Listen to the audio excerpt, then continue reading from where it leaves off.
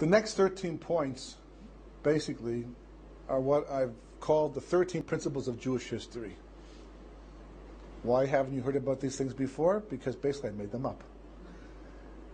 It's based upon an idea that didn't make up the points. Just putting together as one grouping, 13 principles. All the ideas based from the Gemara, Chazal, you see, they're all well sourced. But there's certain ideas, certain concepts that you have to know about if you want to be able to understand Jewish history, but not just understand it, be able to work with it, be able to mitigate the effects of anti-Semitism, be able to know what the demands of history are at the time things are taking place. Why 13 specifically? Because this is called Geulah B-Rachamim. We're looking for Rachamim over here. The exile is the exile. The Geulah has to come. The issue is the Rachamim part. How mercifully it's going to take place. You'll show mercy on Sion, right? That's where we're at. We're talking about Rachamim, to smoothen the transition from one era to the next era. So 13 is a number that's associated with Rachamim, because we learn in Parshat Kisisa, but the Yud Gimel Midas Rachamim, we use them all during the Seres Tshuva, the Slichos, Yom Kippur, the centerpiece basically. We're told that when these are invoked, our tefillahs never come back empty. So therefore 13 seemed like a good number. There are probably there are ways to put it all in less principles. Certainly there are more principles, but these are 13 very important main principles that you have to understand and know and appreciate in order to be able to get a good handle on Jewish history. The first one. First principle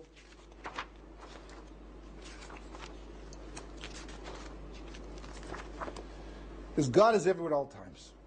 God is everywhere at all times. That's not a chiddush for most people, even people who are not. And by the way, all this material is downloadable. You get the whole manual, everything basically I'm telling you tonight. You can either get in audio. Hopefully, there's also be in video as well, and certainly written format. You can just download the file, so you don't have to necessarily take notes if you don't want to. But the first idea is that Kosh Baruch Hu is everywhere at all times. And even though this is the most obvious point in the world for a person who believes in Torah, has a more sophisticated understanding of Jewish history than the average person, that the reality is that it's important to appreciate that because it raises certain contradictions and certain things that we'll have to deal with that will come up later on. As the Nefesh Chaim points out, the reason why one of the names of Hashem is Hamakom is because the Kosh Baruch Hu is everywhere at all times equally. Meaning, and this is the language that he uses, that Kosh Baruch Hu is not in creation. He's not in creation, but rather creation is inside of him at all times. He is the place of everything. If Kosh Baruch Hu is not someplace, that place cannot exist instantaneously. The moment that Kosh Baruch Hu withdraws his presence from something completely, that thing disappears at one moment in time. There's no hemshech whatsoever to that idea, to that specific thing. On the other hand, it turns out, we find out, that in spite of the reality that Kosh Baruch Hu is everywhere at all times, and Nefesh Chaim actually deals with this issue, because if that was the case, it should be that you could make a bracha in the bathroom too. Because what's the difference? If Kosh Baruch Hu is everywhere at all times, he has to be there as well. In a dirty alleyway, right? And there should be no difference between one location in the world and another location in the world. But it turns out, and this is the principle number 2, that in spite of the fact that Kosh Baruch Hu is everywhere at all times equally, he's machalik. He makes a distinction. He has declared that certain places are holier than others, and some places are even spiritually defiled. That somehow there's a metzias of tumah, of defilement, and lack of holiness. And the reason why that's so important to know, because the Torah tells the Jewish people, specifically in Parshas Kedoshim, Kedoshim Tihiyu. You have to be a holy people. If you have to be a holy people, it means by definition the Jewish people have to be a nation that pursues holiness. If you're an investment banker, your job is to make money. It's your job to research and find the best investments. If someone hires you to invest their money for them, they expect you to do the research necessary to find out where the money can be made the most, the best. If the Jewish people are commanded to be kadosh, Kedoshim to you, it means by definition, if a Kodesh Baruch Hu is everywhere at all times equally, and there's no difference between Eretz Yisrael and the diaspora, between America, Canada, England, whatever the case may be in Eretz Yisrael, so the Jew can be anywhere he wants in the world. no matter how Kaddish he has to be. But the Torah tells you, Kadoshim to you, it means by definition, the Torah itself has told you, some places are more Kaddish than others, and there's levels of Kedusha. By definition, a Jew has to pursue Kedusha and want to be in the place that the Kedusha is the strongest. That's the second point. This is why, as the Gemara points out, it says the following thing. It says a person should rather live in Eretz Yisrael, even in a city where the majority of inhabitants are Gentile, than outside the land, even if the majority of the city's inhabitants are Jewish. All those who dwell in Eretz Yisrael are like those who have a God, and all those who dwell outside the land are like those without a God. That's the Gemara Kesuvos. Very controversial Gemara. It's in the Gemara, which is written in 500 or 499 CE, after the base of Mikdash was destroyed, after the Galus had already begun. So therefore, this is not talking about temple times. This is not talking about the time the Jewish people live in Geulah. It's talking about the time the Jewish people living in Galus. In fact, it's brought down by a sefer called, where is it?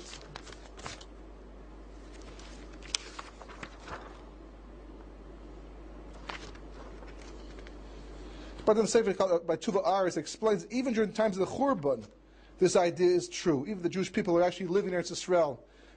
Even the time that the nation is scattered, and we no longer are living in the time of Geulah, the idea of this Gemara still holds true. Why would that be the case? Normally, when we think about raising families, we think about the Jewish people living as a nation and we have to raise our families, we choose a community where we have the most amount of spiritual support. We find people that live and look just like us in order to be able to have that type of spiritual support. But the Gemara is telling you there's a certain koyach, even though a place in the diaspora may be a city, a community that's most like you in the way you plan to raise your children, still it's better to live in Eretz Yisrael. And this is the chiddush of all, not that just stumble in Eretz Yisrael, but even if the city you're living in is a majority of Gentiles, it's still a better decision. There's only one reason why that could be the case. There must be some kind of benefit that you get living in Eretz Yisrael that you don't get in Chutz La'aretz, so somehow compensates even more so than having the support community around you of people who are like you. That's the implication of the Gemara. So then what is that? So that comes to principle number 3. The Shechina goes into exile with the Jewish people. What's the connection? What's the kesher over here? Yaakov Avinu is forced to leave Eretz Yisrael. He's forced into Galus. Took the brachas from Esav. Esav threatened to kill him. Yitzchak and Rivka realized the danger. They sent him to Lavan in Paddan Aram, in Mesopotamia, to save his life. He's forced to, he doesn't want to leave. He hated leaving the borders of Eretz Yisrael. This is the place that he wanted to be. But he has to go. So he's on his way. He actually leaves the borders of Eretz Yisrael, and he realizes he lost or he missed an opportunity to daven on Har HaBayis, a very special place, because that's the place of the Akedah where Yitzchak, his father, was basically offered up to Kodesh Baruch Hu. And that's the place that Avraham understood was the Shar Shemayim. And that's the place that Adam HaRishon was created. He understood the koyach of Har HaBayis. He was a Navi, one of the Avos. So therefore, he regretted the fact that he missed the opportunity because Baruch Hu did Kfisas Aderech, and he brought him back to Eretz Yisrael. He goes to Har HaBayis, he davens, because Baruch Hu makes it. The sun sets early, he davens Mari, forced to sleep through that night, and he has his famous dream. Angels going up and down the ladder. And he wakes up the next morning, and he makes 2 statements, 2 declarations.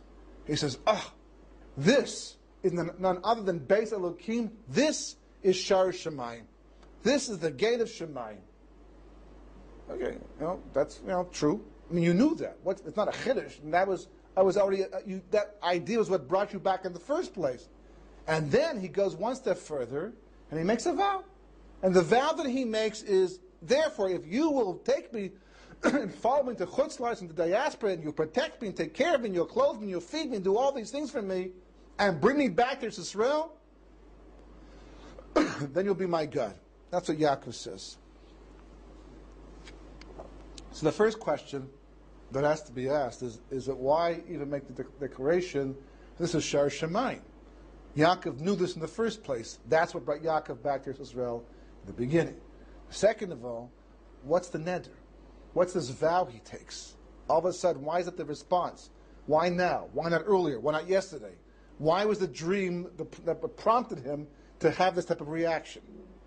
So Sefer Tuva Aretz, Rav Nosson Shapiro, not the one of Daf Yomi fame, but the one in the 1600s. He was the Rav of Krakow before he came to Israel, became the Rav of Yerushalayim.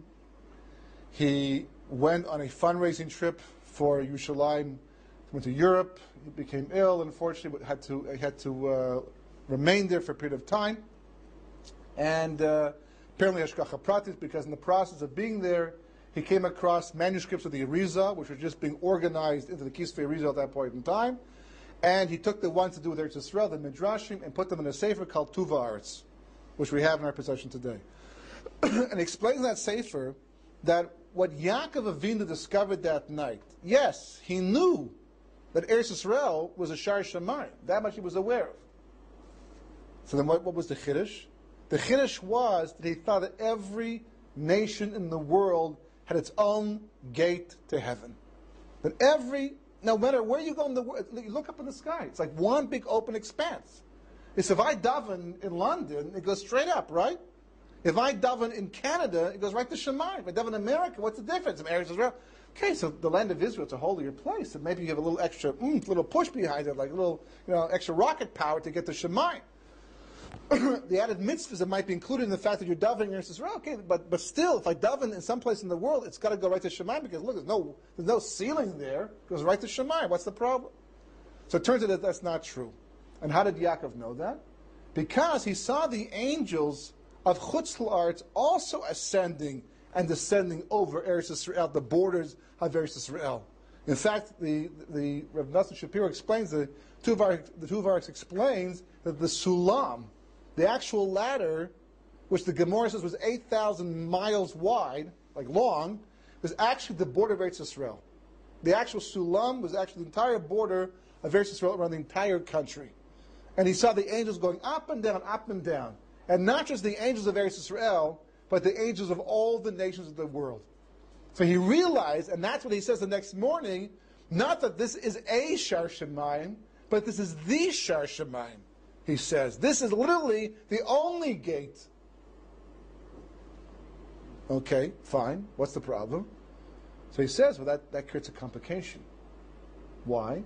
Because, as Chazal explained, the land of Eretz Israel, every nation has a ministering angel.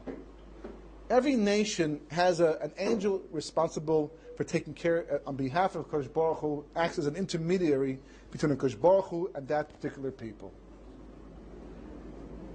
The angel responsible for Eretz Israel is Machal, Kadosh, very Kadosh. But all the other angels of every other nation outside of the land of Eretz Israel, they're all from the side of Tumah. That's what the Rizal explains. They all belong to the Sitra Achra. The further away you go, it actually explains which angel is responsible for which nation. Syria, Jordan, different, you go further away. In those days, I don't think America was such an issue. Back in the 1600s, still a little early at that point in time, but that's what he says. And Yaakov understands that. So Yaakov says, oh, wait a second, that's the case. There's an issue over here. Because, if I go to Chutz La'aretz and I daven, I think Shachris, Mincha, Mari, I daven, I bench, Birchas Hamazon, I learn some Gemara, I learn a little Torah over here with my sons. The moment I do that, the moment a Jew does anything kadosh, by definition, he generates kedusha. Right now, as we're talking and learning, we are generating kedusha. Every time we are involved in a kadosh activity, we generate kedusha. What happens to that kedusha? It goes to Shemayim. It becomes part of our schus, part of our merit, part of our portion of what to come. But it also has an impact on creation. What kind of impact is that? So, a little Kabbalistic, but it turns out that, in order to have free will, which is the point of creation, there has to be evil. Evil has to exist. In order for evil to exist, there has to be some kind of agency, some kind of agent of evil itself. Right? And he has to eat too. Just like the good angels have to eat, as the Nefesh HaChaim explains, what do they eat? The Kedusha we generate. What about the Sitra Achra? What about the Satan? What about the Klipot, the force of impurity that functions in this world, that interferes in our relationship with the Kodesh Baruch Hu? What do they eat? It's like the same thing, a bank robber versus a person, they both drive a car. A person who goes to shul in the morning, does chesed, does mitzvahs, he drives his car to drop off food to the elderly, after a while, he has to fill up his gas tank. He goes to a gas station, puts it in, fills it up, right? What about a guy who wants to rob a bank? Where does he fill up his gas tank? Are there like white gas stations and then black gas stations, right? Where the good people go to the white ones, the black guys, and the gas that comes out is like evil gas versus like good gas. Like, how does it work over here? What's the process? So in creation, it turns out there's only one source of life. It has to be there. Kodesh Baruch Hu is a source of life. If a Kodesh Baruch Hu is a source of life, and he's kulu kadosh, he's completely kadosh, and he feeds everything, every last thing. It means even the force of evil has to eat kedusha to survive as well. It's also eating kedusha. So this, as Zohar explains, is the reason why we threw the goat off the cliff on Yom Kippur Lazazel, right? Because he has to get his due. There has to be free will, so there has to be evil, there has to be Sitra Achra, and he has to eat. So what does he eat? So because Baruch Hu designates, he gets a certain portion of Kedusha to survive. Certain mitzvahs provide him with that. The goat to Azazel was one idea, one actual act of thing, the Sitra Achra, to feed him, to keep him happy, to get him off our case. On Yom Kippur, we did this so he wouldn't prosecute the Jewish people. It's like throwing a bone to a dog, a steak to a dog. That's what it was. Ma'im Achronim. Same idea. Right? For Ma'im Rishonim, you wash your hands, Al Natilas Yadayim, you hold, say Hashem's name, you hold your hands up by the eyes to protect the Kedusha from going to the wrong place. But by Ma'im Achronim, just the opposite. You let your hands run, face down, the water should run off towards the floor. What happens? Well, there's also Kedusha by doing Ma'im Achronim, but it's minimal. And that goes to the Klipos, that goes to the Sitra Achra. That's the way the world works. Because Baruch Hu feeds everything and everybody. When everything is being done properly, the Jewish people are living by Torah and mitzvahs, we're obeying HaKadosh Baruch Hu's ratzon, we're on track, we're on target. So then basically the world's in balance. The Sitra Achra, the Klipos only get their due. And therefore they only get so strong. And therefore they can only test us so much. And they can't overcome us. That's Yaakov fighting with the Malach. Everything's in balance. And Kedusha can win with the proper amount of will. The problem historically, as Yaakov says, what happens if you feed the Klipos too much? You feed the source of impurity too much. Well, how does it happen? That's a consequence of a sin. Because Baruch Hu wants us to be responsible for our actions. You generate Kedusha, be careful what you do. Why can't you make a bruch in the bathroom? What's wrong? Because Baruch Hu's there too. What's the problem? Well, it's not really a pure place. It's a little disgraceful. It's more than just disgraceful. Because it's impure, it's a place of the Klipos. You generate Kedusha by making a bracha. You learn Torah in an impure place, it goes right to the wrong side. You make them stronger. So Yaakov says, I'm going to go to Chutzlaritz. I'm going to go to the diaspora. I thought that there was an opening to Shemaim right over Lavan's house. I would learn, I would daven, I would bench, whatever I do. Speak in Divrei Torah. All the Kedusha I generate goes right to Shemaim. That's what I thought. Now I find out it's not true.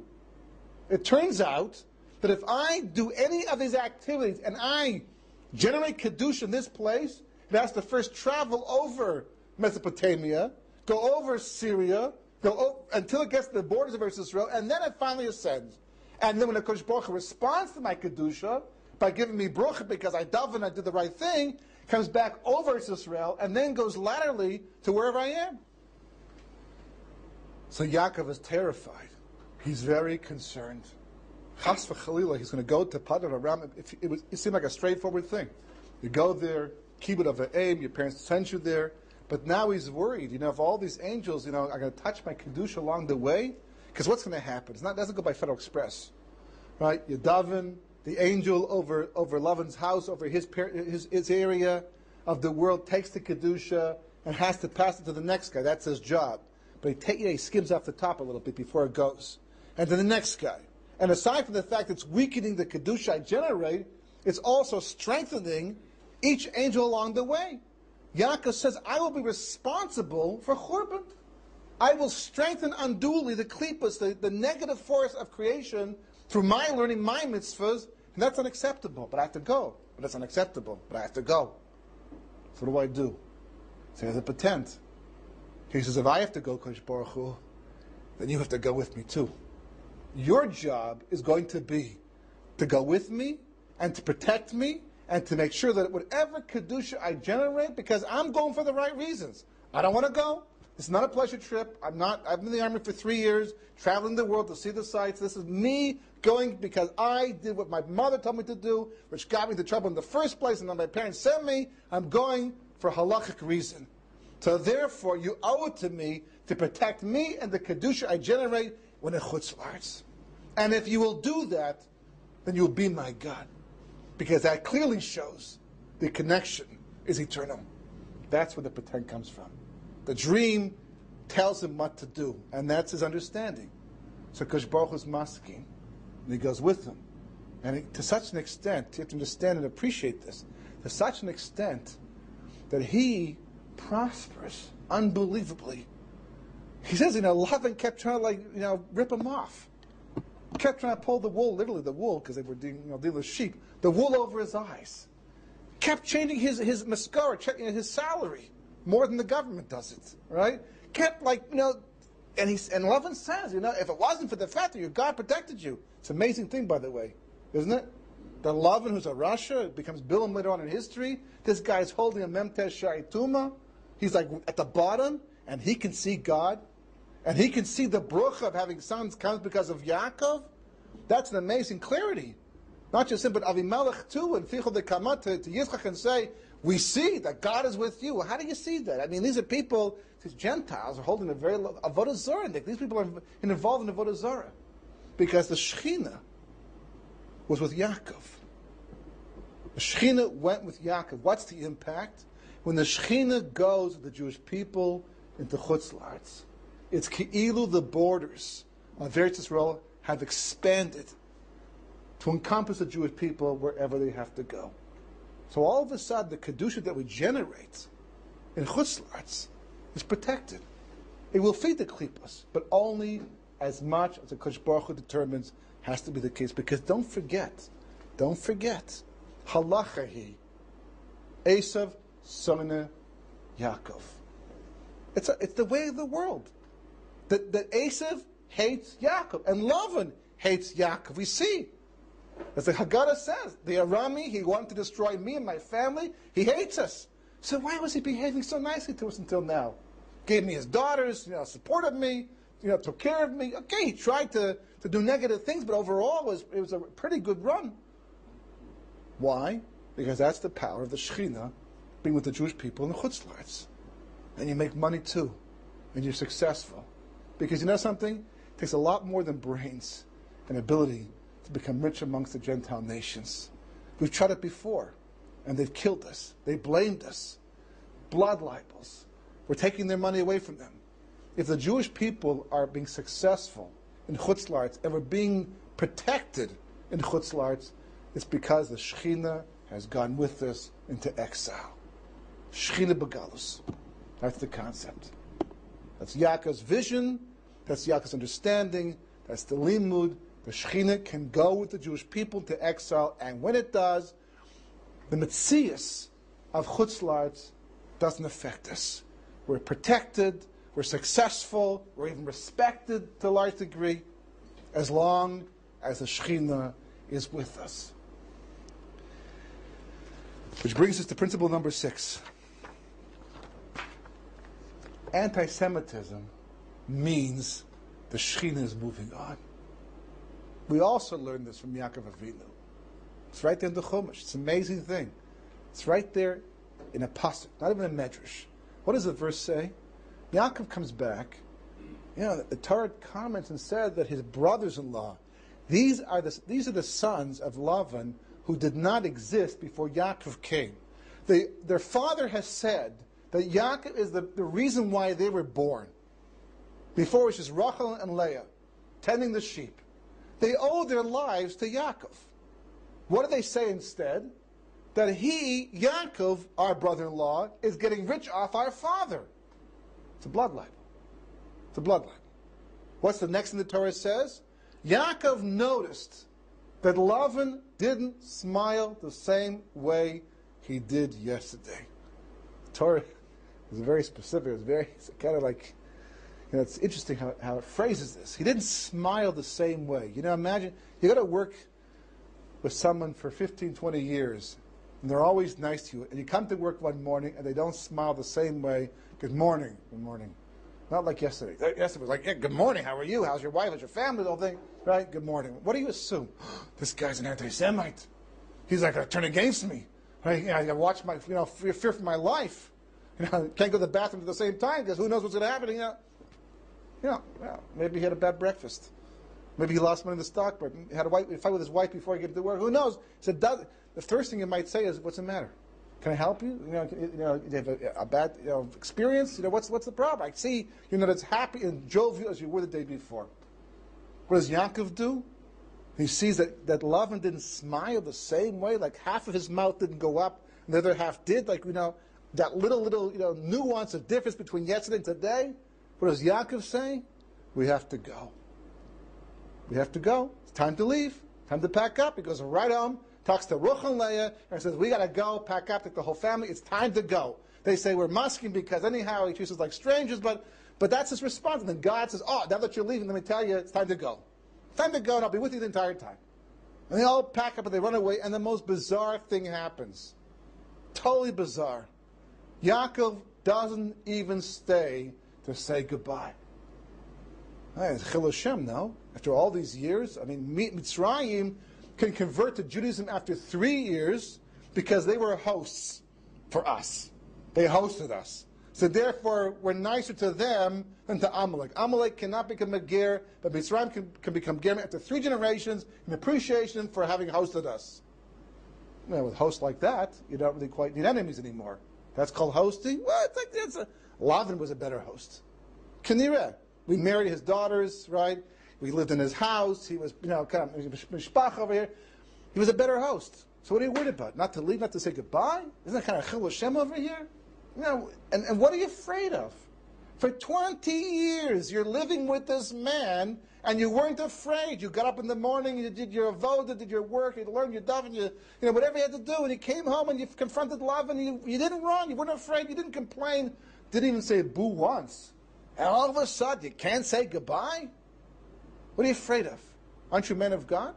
Because Baruch Hu is not going to protect you anymore. We're talking about a Yaakov Avinu, on a level of Bituch Ramuna, a Navi, a powerful individual who can perform nisim at will. What are you afraid of? Not of Lavan, that's for sure. So what are you afraid of? Well, Lavan didn't smile the same way as he did yesterday. And his sons are like talking negatively about us. That reminds me of that Maimer Chazal, Halachihi, Esav son is Yaakov. The Sina is coming back. The only reason why Lavan has been nice to me until now, and his sons have been kept at bay, is because the Shekhinah has been here like a wall, protecting me from them. If all of a sudden they can make a statement like that, if all of a sudden they can express themselves and start looking at me in a negative way, the wall must be crumbling. The Shekhinah must be moving on. Oh, that's a problem. Love I'm not concerned about. But the Shekhinah moving on, I am. You know why? Because if the Shekhinah moves on, it means the borders of Eretz Yisrael are also moving on. And I'm going to find myself in Chutzlarts once again. The real Chutzlarts, not the one that was like encompassed with the borders, spiritually speaking. Physically, it's always been Chutzlarts. But spiritually, there was a Shmirah. But now, the Shekhinah is moving on. I'm going from a level of Hashgacha Pratis, the personal divine providence of Eretz Yisrael, to a level of Hashgacha Klalis. It's a big change. Very important change, by the way. Because as long as we have Hashgacha Pratis and Chutzlarts, there's always going to be distinction between the Jewish people and the nation that's hosting them. Today, we don't find it so much. Today we find that the Jewish community in Chutz La'aretz is being just as affected as the Gentile community. In fact, not too much time to go to right now, but many examples of how basically the problems that affect them are affecting us. The earthquake, hurricane affects us all the same way at this point in time. It's a warning from Shemayim. The distinction begins to disappear between us and them, and we're affected by the same hashgacha that they undergo at the same time. So Yaakov says, what am I concerned about? I can't even stay to the bench. If the Shekhinah is moving on, I can't daven mincha here, and I have to daven mincha. Well, Lavan's far away. I can't say goodbye. Okay, we'll write him a little notice like that. Now send him an email, call him, using Skype or something. But I can't stay here any longer, because if I stay here a moment longer, the kedusha I'm going to generate is going to feed the wrong side, and that's the worst thing that could happen to me and to the world. So therefore, Yaakov is forced to run. He's forced to flee. There's no choice. Shekhinah is moving on. The protection is gone. Generate kedusha. Negative result. Got to move on.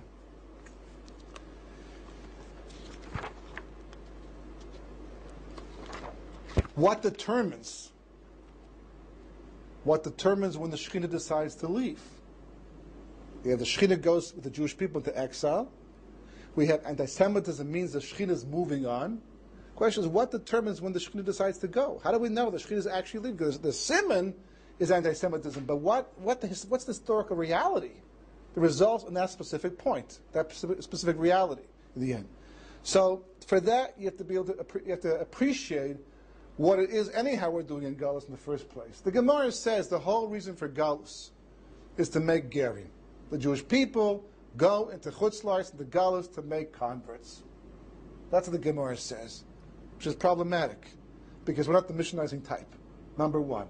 Number two, the Gemara says elsewhere that anybody who does go out there and missionize and tries to make converts is going to have all kinds of source and problems. And the Jewish people also have source and problems. Somebody comes, they want to convert, we start going through a whole little spiel over here. If, God forbid, a Jew goes to the Catholic Church and says they want to convert, they roll the red carpet. Right? It's all red over there. Edom. They roll the red carpet, they bring that Jew in, they don't even question, they don't even check his sincerity. Someone comes to join the Jewish people, why?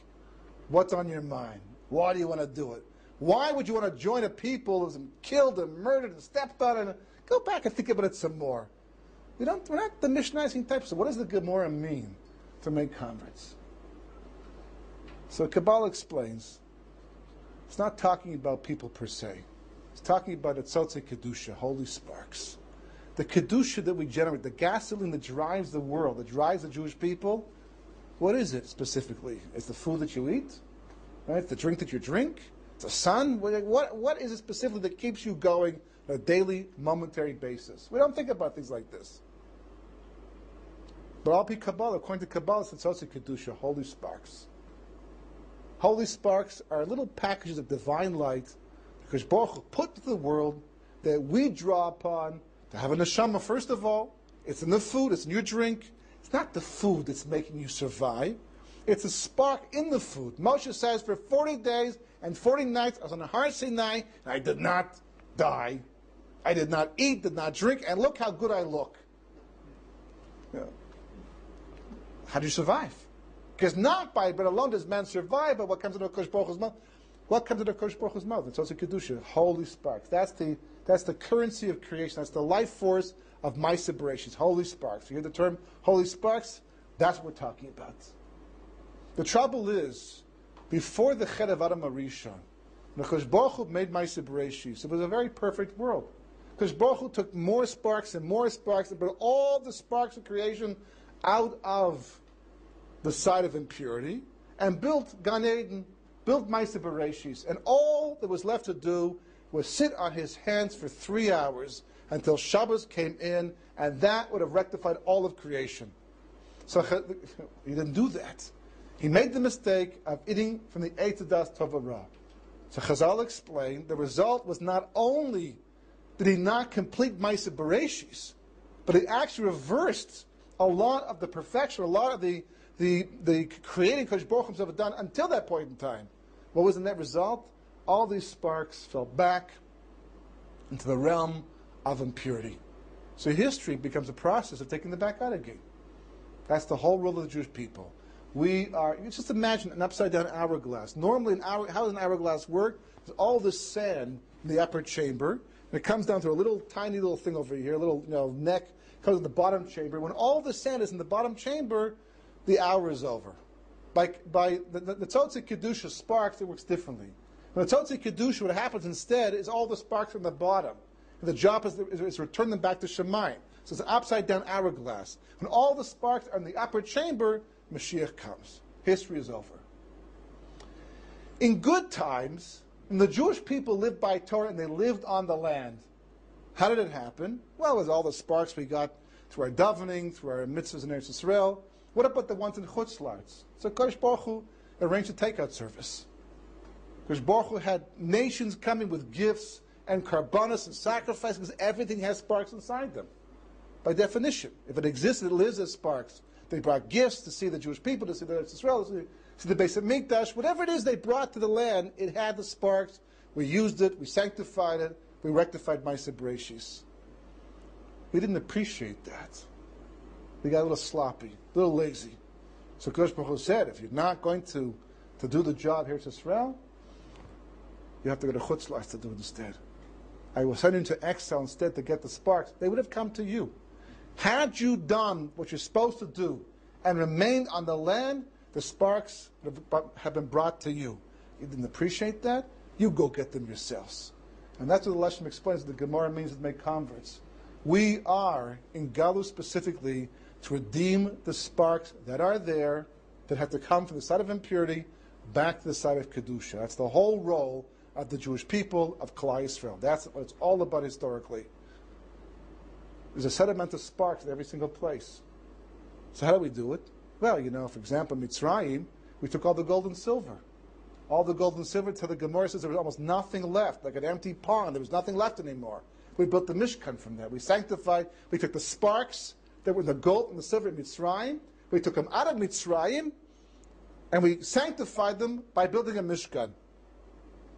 In America, we went to work, made a lot of money, and built this country. Or Europe, or England, or Canada. And we built the Jewish people.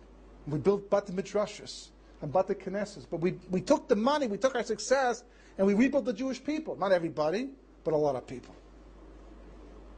And Chazal explained that the moment the sparks of that specific place that are relevant to the Jewish people are used up, because we can't do that without the Shekhinah.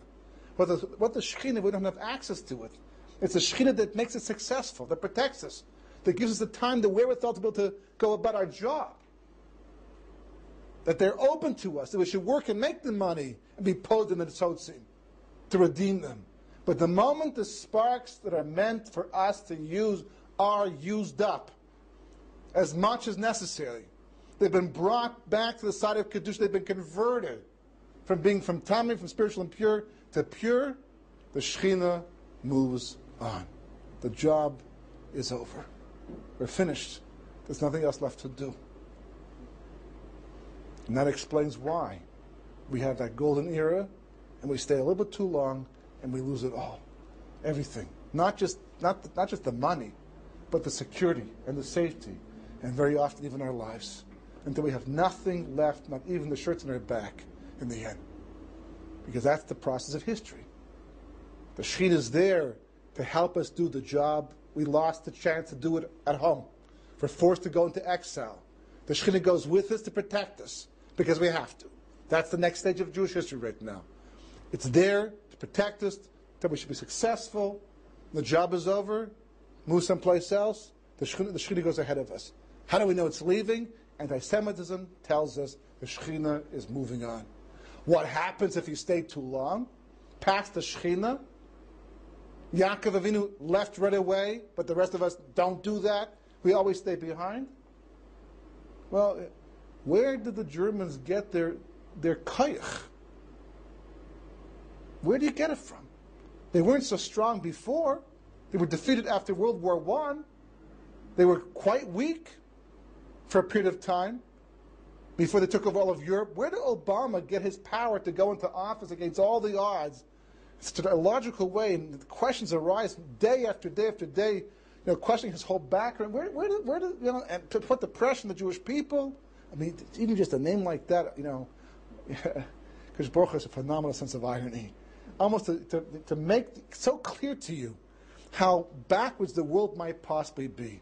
At a time you're pursuing a guy named Osama bin Laden, who's behind a terrorist attack on the Twin Towers, 10th anniversary is having passed, a president with questionable background whose name was Obama, which sounds like Osama, just a few more letters change, as if to say, we're not even the picture, we're not even paying attention to what's going on historically over here.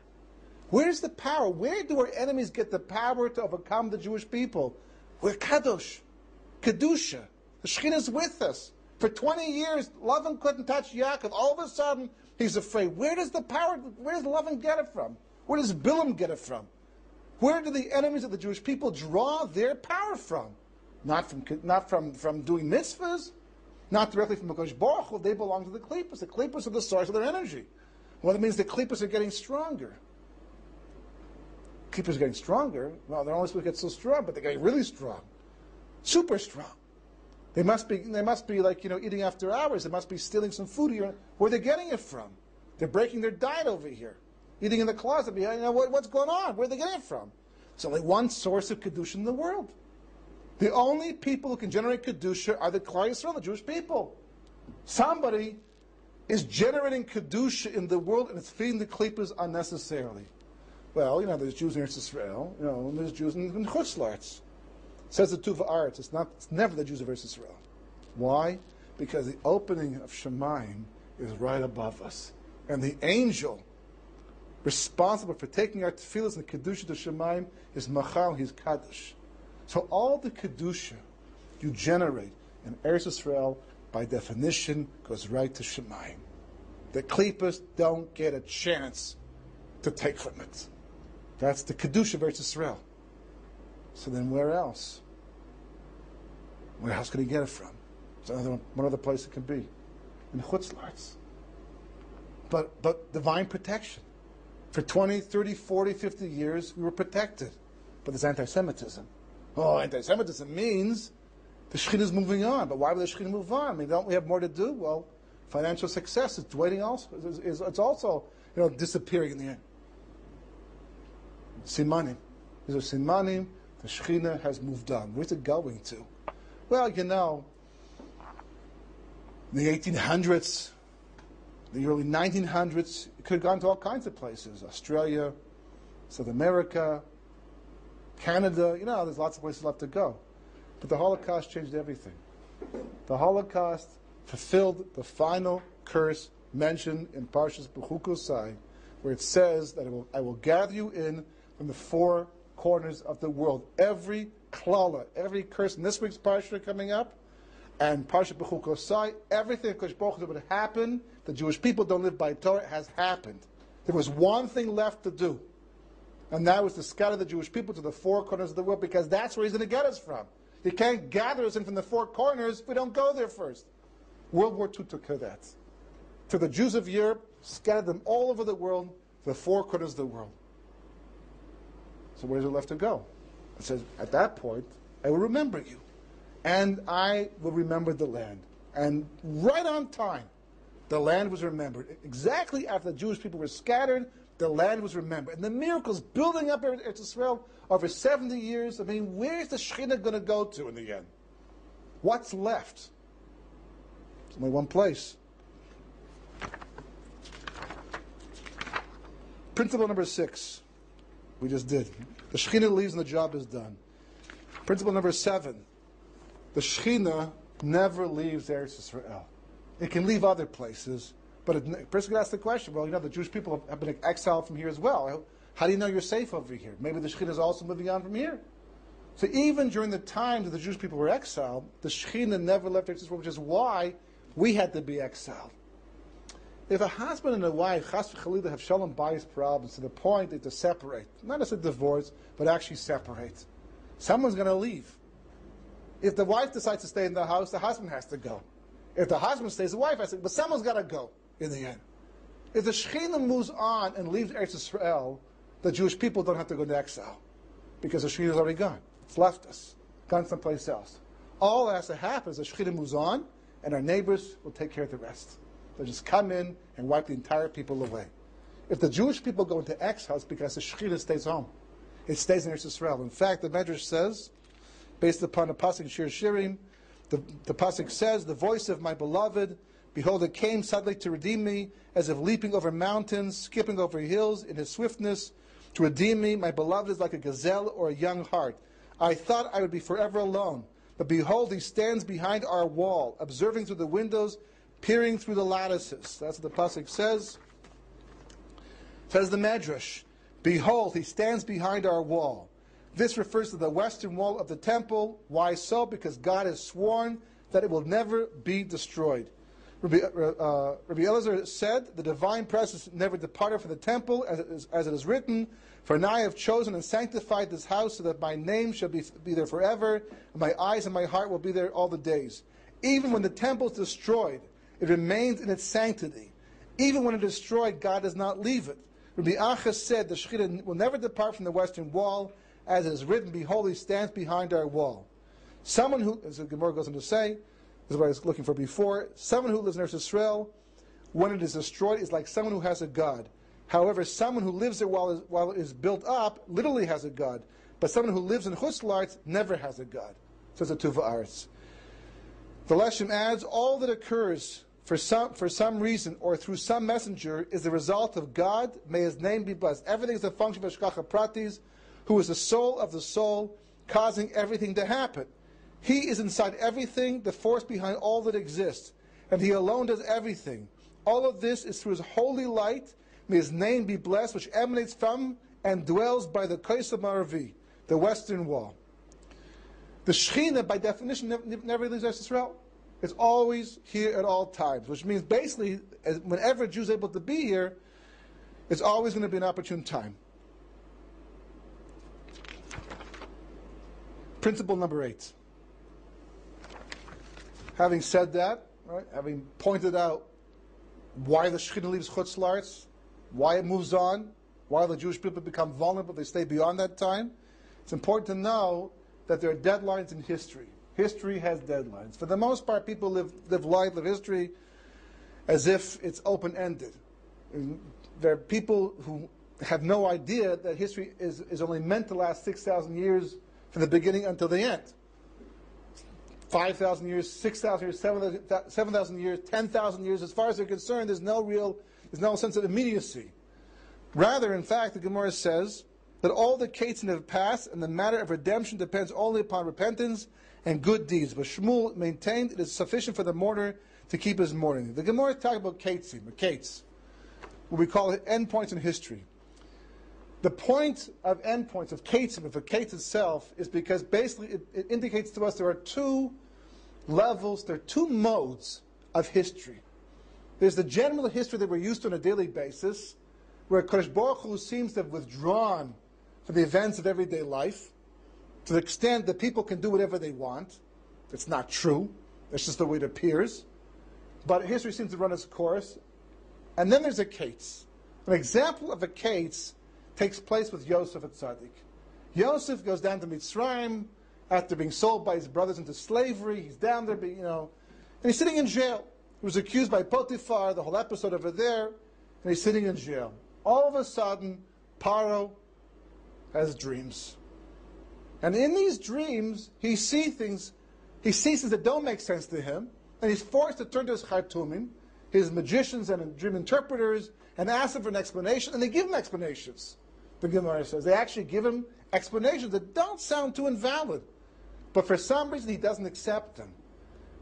And because he doesn't accept them, he's forced to find out and look for somebody else who might be able to interpret them properly, so that the wine steward remembers Yosef in jail. They bring him out, they shave him, he becomes viceroy over Egypt overnight, just like that. Boom, boom, boom, boom, boom.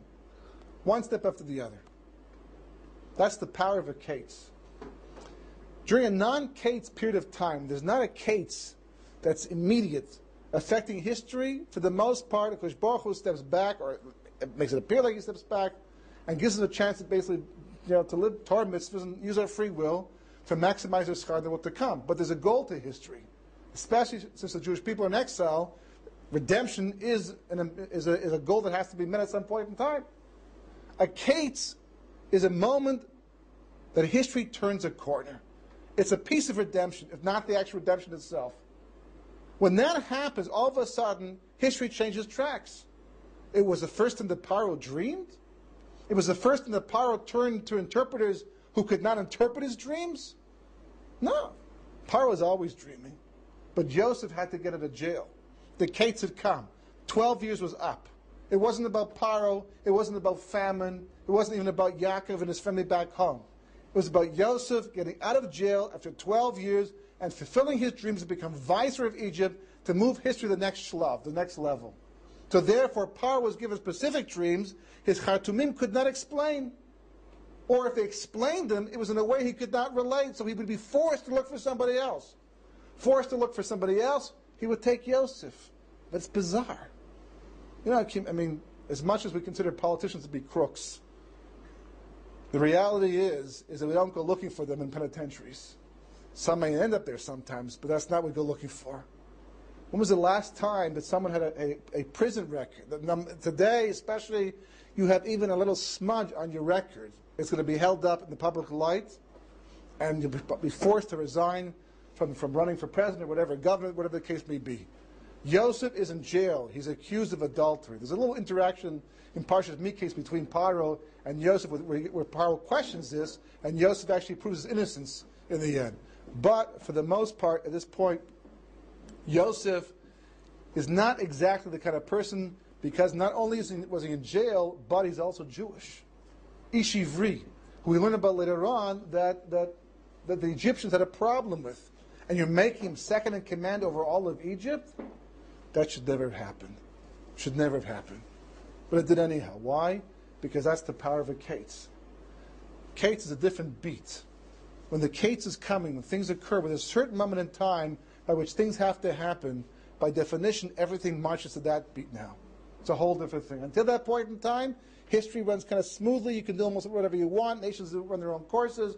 Interaction, non-interactions. But the moment that Kates comes around, everything sort of like merges around that Kates, and things have to happen to make the Kates, allow the Kates to take place. Yosef had to leave jail at that time. Because of that, Paro had his dreams, specific dreams, that the Khartoumim could not interpret. That brought Yosef out. He became second in command over Egypt. There's quite a few examples of that, right? But the next point is that not only does history have Katesim, but it has built-in deadlines too.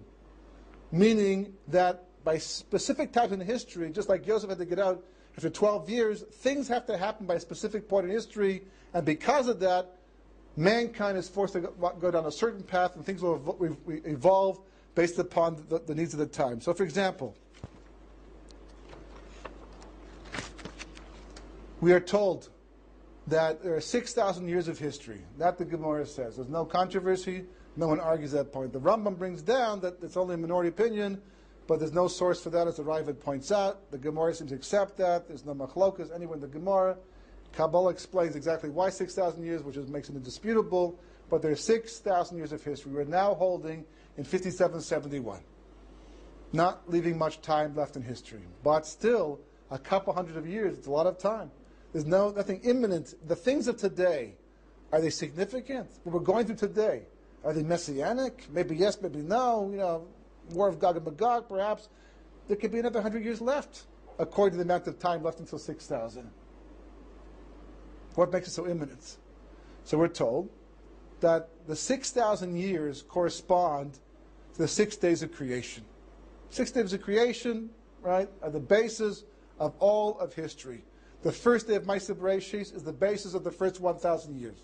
The second day of Ma'aseh Bereshis is the basis of the second 1,000 years, and so on and so forth. What's the importance of that, says the Gra? Because that means everything happening in history is going to be a function of all that took place during the 6 days of Ma'aseh Bereshis. To such an extent that if you were capable, you could see the basis of your existence going back to Ma'aseh Bereshis, and the reverse is true as well. If you want to know what's going to happen in the course of the 6 millennia, just go back to the 6 days of Ma'aseh Bereishis and see what happened during the corresponding period of time. The trouble is, when it comes to Ma'aseh Bereishis history itself, we don't know what God was doing hour by hour. Day by day, yes, but not hour by hour, except for one day. The Gemara says, at day 6, we know every single hour what God was doing. The first hour he gathered together the dust, the second hour he formed the limbs, etc., etc., etc., the whole thing. Then finally Adam was created. The 6th hour he named the animals. The 7th hour he got married to Chava, she was created. The 8th hour they procreated. The 9th hour God said don't eat from the dust of Ra. The 10th hour they ate. And from that point everything's downhill. That's Galus. That breaks the whole pattern. That's what we're trying to rectify. As Chazal pointed out, the gematria of Nachash and Mashiach are the same, because that could have been the messianic moment. Every negative moment has a positive potential. If Adam had not eaten from the eighth dust of Ra, that would have brought in the messianic period of time. By eating from the eighth dust of Ra resulted in Galus in the end. In the end of history, just the opposite will happen. Mashiach will come to undo what the Nachash himself began. So the Gra says, based upon that, make the calculation. Turns out that as of 1990, 5750, we entered a period of time. We divide up the millennium based upon the hours of Ma'aseh Bereishis. Normally you divide by 24, but the Leshem explains you divide by 12, as opposed to 24, because we're comparing creation hours to actual events, not nighttime hours. Because Baruch did not create. That's why the Geulah Shemayim Baritz is a gematria of 72. The Geulah is chaser. It's missing a vav, as the Rokeach points out, because the Kodesh Baruch Hu created during the 12 hours of each day. So therefore, divide 1,000 by 12. It turns it as a 5750, 1990. The world entered a period of time corresponding to the 10th hour of Ma'aseh Bereishis, when Adam Rishon ate from the tree of knowledge of good and evil. There's a significance to that. It means that history turned a very important corner. For the first time in 5,750 years, we entered an era of time that corresponds to when the original Chet was created, was actually executed, which means basically as of 1990, that's already 20 years ago, we entered a period of tikkun like no other through history. If that was the case, you expect events to actually, to reflect that. You go back and you see exactly that's what happened. The world turned the corner in 1990. The Persian Gulf War began. Russia collapsed around that time. There was Jews emigrating from Russia to all places in the world, and Israel as well. For better, for worse, but that's what the world was transformed, and that was the beginning that the Arab world began to ascend in the eyes of the West, and the Jewish people, the Jewish law began to lose its strength as well. We entered an 83.33 year period of time that corresponds to when Adam Rishon ate from the eighth dust of Ra, which means that we're living in an era of tikkun by definition. You have to know that. It changes everything. Which explains why our generation is one of das, one of knowledge. The tikkun back then would have been to not eat, or as the Rizal explains, eat from the Tzachayim first. Likewise, a generation, the whole issue today, when Russia collapsed, it was the last place that Jews were being held captive physically, because we're Jewish. Did the exile come to an end? It didn't come to an end. The exile is just as strong as ever before. But what's being confined is the Jewish mind, what we think, the knowledge that we learn. That's this era corresponding to Adam's Chet.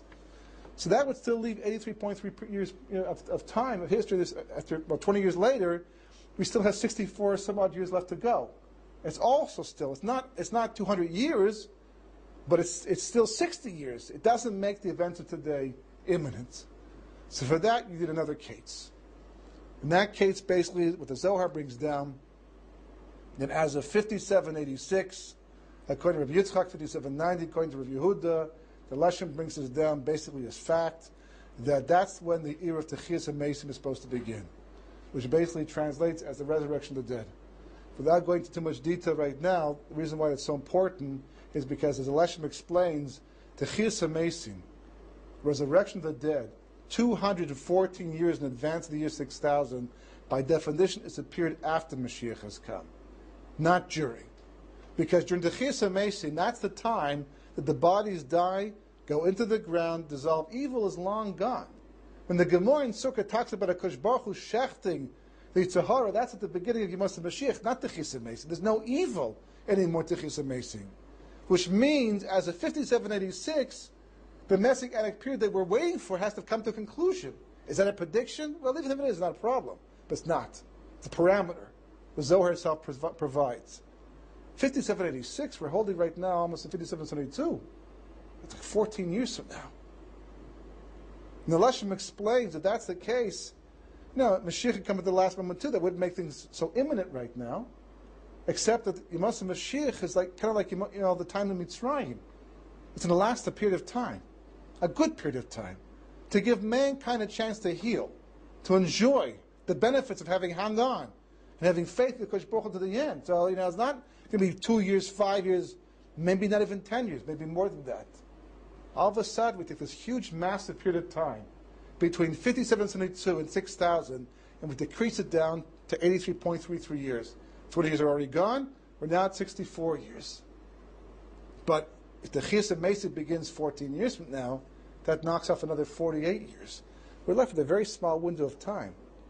If that's the case, the events of today make perfect sense. Eretz Yisrael, the son of attention.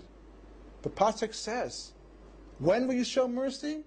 Ki ratzu avdeches of neha v'safroi chenin. It's amazing. The verse should say, based upon the way we understand things, why will you show mercy to the Jewish people? Because they'll do tshuva.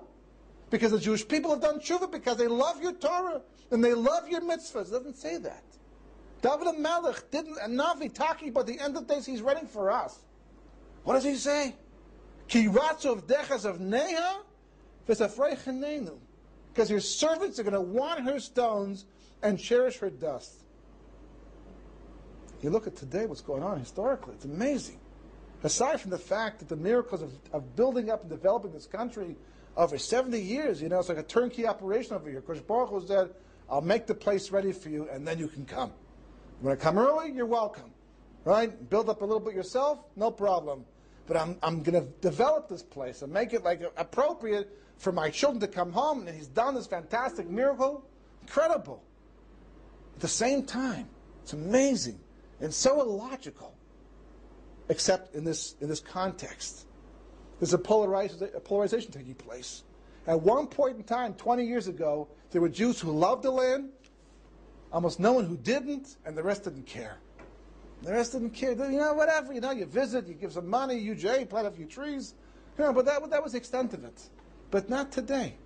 Today you either love the land and you want the land, or you hate the land and you want to give it away, and very little neutral ground. And every group of Jews has to confront the issue. At one point it wasn't that way. But they Kiva, religious Zionists, whatever, the Haredim weren't even Bechlal involved. All of a sudden everybody today, every secular, religious, everybody today, it's on their plates. It's on their table. The land of Eretz Yisrael. What do you think about it? What do you feel about it? You like it? Don't like it? Forcing the issue. History is forcing the issue. Making a decision. Where do you hold the whole thing? Why? Why would that be the issue today? Because, and that brings us basically to principle number 10. Well, actually, skip around a bit here, but that heaven warns of impending end times. When a case comes up, it doesn't come subtly. We have an expression, Yeshua's Hashem Keheref Ayin. Right? That the redemption of Kosh Baruch Hu is like the blinking of an eye. Well, that's not really fair. How am I supposed to get ready for that? The blinking of an eye, one day I look, when I don't look, So the truth is, that's only true for the people who don't pay attention. Because Kosh Baruch Hu is always sending warning signs. Whether it's anti-Semitism, whether it's building up the country, whether it's a Nisan the Floy, 6-day war, whatever the case may be. Kosh Baruch Hu is always sending signs. You want to see them, pay attention to them, acknowledge them, and you can see the process of redemption unfolding before your very eyes over time. The Makkus did not happen all in one day. It happened over 12 months, one after the other. Kosh Baruch Hu built the redemption. Likewise in Persia. Likewise at the end of history. Kosh Baruch Hu is building step by step. You see it coming, you pay attention, he's warning of end times. You have to be aware of that. Kosh Baruch Hu sends these things. And David HaMelech gave us a clue. He said, Me'ez Hashem Haisa Zos, Hinevas Be'eineinu. He said, if you want to know what's overt Hashgacha Pratis, just step back and ask yourself the question, does this make sense? Is this logical? Is this a natural thing? You know, there's a short movie that was produced recently, I think it's called something to this effect, Israel, the next Silicon Valley. Because, you know, all the technology emerging from this tiny little country is incredible. Most of what we enjoy today on the internet or, you know, computer programming or wireless phones, all that technology, it's amazing how much of it came out of Eretz Yisrael. So the BBC, I think it was, or some British news station, did a little documentary on this idea. And they attributed the fact, because other countries are fighting for the same position. England wants to be the next Silicon Valley, and France, well, not so much France, but Canada, but Israel seems to be leading the pack. And they came to the conclusion that Israel will continue to lead the pack because nobody can duplicate the situation, the circumstances that have made Israel what it is today. Which is what, specifically? Well, they're bright people, first of all. But so are the British. They could also be bright as well. And, they have investment. But the third component, they said, that makes Israel unique is that everybody goes into the army. Not everybody, but a lot of these business people go into the army. How many startup companies, how many ideas are actually, because people were in the army, they went in with almost nothing. Very little education, but they were there, experienced, they learned stuff along the way, and they came out. These reporters were saying that because Israel is in this position of having to have a standing army on an ongoing basis, it develops a maturity, a certain discipline, that you don't find in other countries. It's a remarkable thing. We should actually thank the Arabs. They have done us a tremendous favor. Unfortunately, they've also killed us along the way too. But it's, in the process of trying to destroy us, they made us one of the most successful countries in the world that everybody's turning to with investment capital because here are where the ideas are being developed. It's remarkable. Doesn't happen elsewhere in the world. Necessity is the mother of invention, but HaKadosh Baruch Hu is the mother of everything. He arranges. It's all Hashgacha Pratis. HaKadosh Baruch Hu, He sends the signals. He sends the warning. Why? Because, as we learn in principle number 11, that HaKadosh Baruch Hu, He gives us the tools to be able to be His partner in redemption. There's no question. Learning Torah, doing mitzvahs, that's what we're all about. 100%. You got to do it. That's the way you earn your schar in the world to come. That's indisputable. The more you can learn, the more you have to learn. The more mitzvahs you can perform, you got to perform mitzvahs. But there's something else. And that's what history has been waiting for until this very day. There's a reason why we eat matzah on Leil Seder. And it's not because we were holding a Mem Tesh Shari Tumah, and had we stayed 1 second longer, we would have been destroyed. It's because had we stayed 1 second longer, Egypt would have been destroyed. Look at the Psukim, look at the verses. Egypt is being destroyed. So why was that a problem? Because if Egypt was destroyed, then evil was destroyed. If evil was destroyed, there's no free will. Good. That's what we want. That's Yemot Mashiach. What's wrong with that? So the Leshem explains, because the Jewish people never chose redemption. They never chose to be involved. They didn't participate. They never picked up the ball and ran with it. They sat back passively and let HaKadosh Baruch Hu interfere in history and initiate the process and complete the process. Because the Jewish people never participated as partners in the redemption process, history had to go on, free will had to go on, evil had to survive, the Jewish people had to leave. For 3,320 some odd years, HaKadosh Baruch Hu has been waiting for partners to help him bring the redemption because he needs our help? No. As we see, he can do without us too. But a Mordechai gets the Geulah named after him. He's held responsible. And that's what he says to Esther. It's a time. The bricks are in the air. It's going to happen anyhow. The Geulah is going to come. It's a promise. The only question is, do you want to put your hand underneath it? You want to be responsible? Or someone else, or die in the process, and somebody else will get the credit? Personally, I want to be involved in the process. And if I'm going to be involved in the process, you can be sure HaKadosh Baruch Hu will give us the tools to succeed. That's what told Mordechai what to do. That's how Mordechai was able to engineer the whole downfall of Haman. It wasn't just accidental. He knew if this is what HaKadosh Baruch Hu is doing, he's bringing the redemption, he's waiting for a partner, and I'm going to be that partner, he'll give me the tools to succeed too. They're all around us. The technology, the support, the finances, the money. One of the most remarkable things and the most frightening things has to be that today, more than any generation in the past probably, we have everything we need to bring the final redemption on our own. Because Baruch Hu, of course, gave it to us. He'll help us out. But technically speaking, the money, the brains, the wherewithal to do it, the technology, it's all there. We could actually do it. So why haven't we done it yet? Because we're just sitting back, passively waiting for Kosh Baruch Hu to bring it. Zocha, Zacha, where Zocha? Achishena. Lo Zocha, Bita. Bita. It's like it's coming, Bita, but it's on its own time. Is it mechubadik? In an honorable way? No. It's happening in a way that's making life more difficult. So principle number 12. That this is the point of history. History is for free will. Turn schar in the world to come. That's what we're doing here. The main choice is not just to be Torah observant, not just to perform the mitzvahs. Because Baruch Hu wants partners. He wants people to take initiative. He wants people to make programs. And if you make the programs, you avoid the pogroms. And one of the reasons why is because the Shechina will be with you, will protect you, and you'll be successful against all the force of creation to try and stop you. Especially the Sitra Achra, who for sure wants to stop the process. Which brings us basically to the last principle, number 13, that redemption is something that you have to choose for yourself. You can't let others choose it for you.